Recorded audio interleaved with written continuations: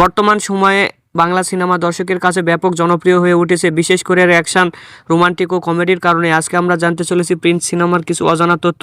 এই সিনেমার বাজেট কত, রিলিজ হবে কবে, পরিচালককে, সঙ্গীত পরিচালককে, এমনকি হিট হবে নাকি ফ্লপ হবে, সবই জানাবো আজকের এই ভিডিওতে। সুতরাং ভিডিওটি অবশ্যই শেষ পর্যন্ত দেখুন।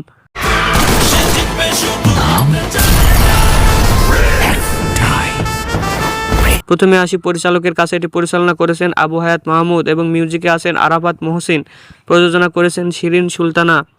অভিনয় করেছেন শাকিব খান, তাসনিয়া ফারিন, জ্যোতির্ময় কুণ্ডু, সাবিনা নূর সহ আরও অনেকে। চলচ্চিত্রটি কাহিনী আবর্তিত হয়েছে 90 দশকের ঢাকার অপরাধ জগৎ বা আন্ডারওয়ার্ল্ডকে কেন্দ্র করে।